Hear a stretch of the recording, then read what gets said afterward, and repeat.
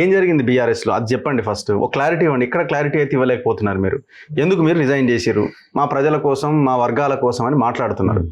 ఎక్కడ బీఆర్ఎస్ ఆ విషయంలో ఫెయిల్ అయింది? ఒకటి, మా ప్రభుత్వం, మేము ప్రభుత్వంలో ఉన్నప్పుడు మా పార్టీ, మా ప్రభుత్వం నిజంగా అప్పుడు ఉన్నటువంటి బీఆర్ఎస్ చాలా మేరకు మంచి పనులు చేసింది.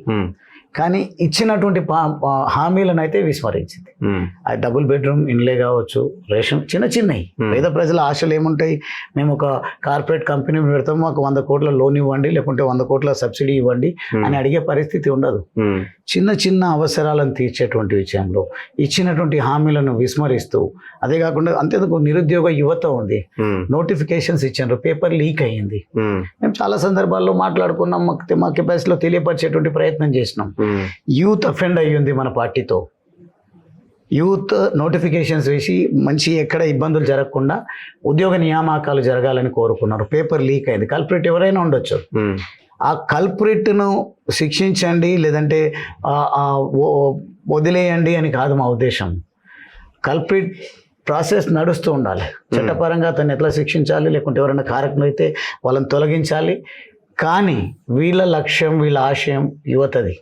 ఉద్యోగాలు అయితే రావాలి, వాళ్ళ జీవనంలో, జీవన శైలిలో మార్పు రావాలి. వాళ్ళు ఎన్నో ఇవన్నీ మీరు 2023 ఎలక్షన్లకి ముందు చెప్పి మీరు టికెట్ తీసుకోకుండా సైలెంట్గా ఉంటే ఇవన్నీ యాక్సెప్ట్ చేసేవాళ్ళ మేము. మీరు టికెట్ తీసుకున్నారు, పోటీ చేశారు. మళ్ళీ ఇప్పుడు కనుక బీఆర్ఎస్ అధికారంలోకి వచ్చి ఉంటే ఈ మాట మీరు మాట్లాడేవాళ్ళ? అదే గవర్నమెంట్లో మీరు మంత్రి పదవి కోసం నాకు కూడా ఎందుకు ఇవ్వరని కొట్లాడే వాళ్ళేమో. నేను మొదటిసారి అడిగిన, కొట్లాడలేదు. నేను చదువుకున్న యువకుని నాకు మంత్రి పదవి ఇవ్వండి అని అడిగిన. వాళ్ళది సిస్టమ్ అట్లున్న తర్వాత ఇంకా మంత్రి పదవి కాదు కావాల్సింది, మనం ఇక్కడుండి ఎమ్మెల్యేగా కూడా మంత్రి చేసిన స్థాయిలో పని చెయ్యొచ్చు అని ఆశించినాం. కానీ 23లో మీకు టికెట్ ఇచ్చినారు కదా? అవును, టికెట్ కోసం విభేదించడం. మీరు ఇప్పుడు హామీలు నెరవేర్చలేదు అని అంటే మీరు పోటీ చేసి విభేదించడానికి కారణం ఏంది అని అంటే వైఖరిలో ఇంకా మార్పు వచ్చే పరిస్థితి లేదు. ఓకే, ఈ లోపాలను సరిదిద్దుకొని ప్రజా ఎజెండానే మా ఎజెండాగా, యువత ఎజెండాగానే మా ఎజెండాగా భావించి పోయే పరిస్థితి పార్టీలో కనిపిస్తలేదు. అంతేందుకు మనం అంటే ఉద్యోగాల నోటిఫికేషన్ ఇచ్చిన విఫలమైంది, అది వేరు మాట. రేవంత్ రెడ్డి గారు ముఖ్యమంత్రి కాకముందు మొదటి రోజు December 7 అన్నిటికీ డెడ్ లైన్గా విధించారు ఆయన. ఉద్యోగాల నోటిఫికేషన్ అనుకోండి, రుణమాఫీ కోసం అనుకోండి, పెన్షన్లు అనుకోండి, వారు ఏదైతే అమ్మాయిలకు డిగ్రీ చదువుతున్నటువంటి అమ్మాయిలకు స్కూటీలు అనుకోండి, ఇవన్నీ 6 గ్యారెంటీలు, 420 హామీలు, వీటన్నింటి గురించి విస్మరించారు. అప్పుడు మనం చేయనివి వీళ్ళు చేయాలి. అధికారంలోకి వచ్చిన తర్వాత హామీ ఇచ్చిండ్రు, 2000 పెన్షన్ 4000 ఇస్తాం, ఇద్దరికి ఇస్తాము అన్నారు. దళిత బంధు 10 లక్షలు ఇస్తా అంటున్నారు, వాళ్ళు మేము 12 లక్షలు ఇస్తాం, అందరికి ఇస్తాము అంటున్నారు. రకరకాలుగా ఏవి చేసినా ఈ రోజు వరకు ఒక్క అడుగు కూడా ఈ ప్రభుత్వంలో ముందుకు పడడం లేదు.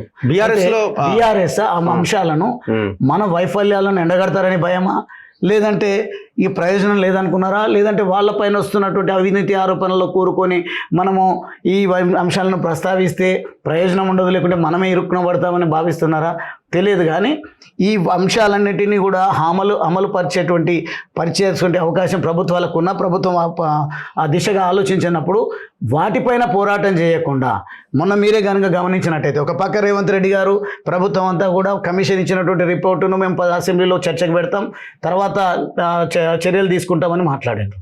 ఇంకో పక్కనేమో అదే అంశాన్ని సమాజానికి మొత్తం వాళ్ళకున్నటువంటి వేదికలన్నీ కూడా జిల్లా పార్టీ ఆఫీసులలో కానీ, లేకుంటే వివిధ వేదికల దగ్గర ప్రొజెక్టర్స్ పెట్టి వాళ్ళు స్క్రీన్ పైన మొత్తం పవర్ పాయింట్ ప్రజెంటేషన్స్ ఇస్తున్నారు.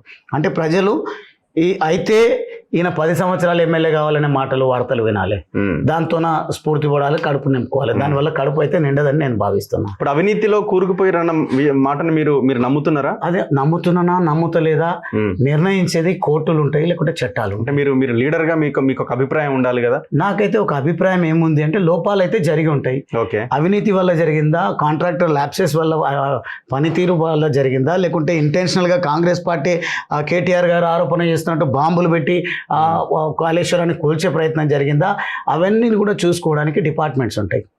సిబిఐ ఉంది, లేకుంటే ఏసీబీ ఉంది, లేదంటే పోలీస్ యంత్రాంగం ఉంటుంది. రకరకాల డిపార్ట్మెంట్స్, ఒక్కొక్క దానికి ఒక్కొక్క డిపార్ట్మెంట్ను కేటాయించి. కేటీఆర్ చాలా దగ్గరగా ఉంటారు కదా? దీని ముందు కానివ్వండి, నేను రఘు గారు నేను ఏమన్నానంటే, ఏ పని చేసుకోవడానికి ఆ వ్యవస్థ సిస్టమ్ ఎస్టాబ్లిష్ అయ్యి ఉంది. ఓకే, ఆ సిస్టమ్ను పక్కన పెట్టి మేం మాట్లాడుతున్నదే మేం చేస్తున్నదే ప్రజలు వినాలి. ఆయన 10 సంవత్సరాలు నేనే ముఖ్యమంత్రి అంటే అధికారంలోకి వచ్చేది మేమే అని వీళ్ళు అంటున్నారు. ఇవన్నీ కూడా చూసుకుంటే బీజేపీ పార్టీ ఈ 2 ఫెయిల్ అయిపోయినాయి, మేమే అధికారంలోకి వస్తామని బీజేపీ అంటుంది.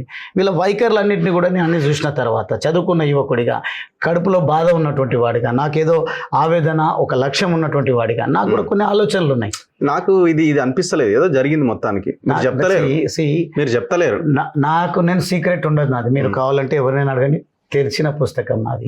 మీకు ఏదో నియోజకవర్గంలో నాకు ఇక్కడ స్థానం లేదు, నన్ను బయటికి పంపించే కుట్ర జరుగుతున్నదని మీరు రాజీనామా చేశారు. మీరు కావాలంటే మళ్ళీ మీరు మీతో మనొకసారి ఇంటర్వ్యూ పెట్టుకుందాం మనము. మీరు నన్ను కుట్ర చేసి జరిపే దమ్ము ఎవరికి లేదు. నేను నమ్ముకునే సిద్ధాంతం అనివార్యత. కేసీఆర్ దగ్గరికి ఎందుకు పోలేకపోయారు? మీరు రిజైన్ చేసే ముందు. రఘు గారు నేను ఒక మాట చెప్తున్నా, నేను హార్డ్ వర్క్ ను నమ్ముతా, అనివార్యత నెలకొల్పుతా. సందేశం కూడా నా యువతకు అదే ఇస్తా, నేను మీకైనా అదే ఇస్తా నేను. మీరు ఇప్పుడు ఈ ఛానల్ పెట్టుకొని మంచిగా రాణిస్తున్నారు. ఇప్పటికీ మీరు పెద్ద డబ్బులున్నోళ్ళు, ఆలోచనలు వేరే రకంగా ఉన్నటువంటి వాళ్ళతో కూడా పోటీ పడి పోవాలంటే వారిలాగా ఎస్టాబ్లిష్మెంట్ ఉండాల్సినటువంటి అవసరం లేదు, వారిలాగా నేమ్ అండ్ ఫేమ్ ఉండాల్సిన అవసరం లేదు, వారిలాగా వాళ్ళకున్న పెట్టుబడిదారులు లేకుంటే ప్రభుత్వ సహకారం మీకు ఉండాల్సిన అవసరం లేదు. మీ కెపాసిటీలో మీరు ఏదైతే చేస్తూ ఉన్నారో, మీరు ఏ సిద్ధాంతం అయితే నమ్ముకొని పోతూ ఉన్నారో దీనిపైనే గట్టిగా మీరు ఉండాల్సినటువంటి అవసరం లేదు. అనివార్యత నెలకొల్పండి, వ్యవస్థ మీ దగ్గరికి వస్తుంది.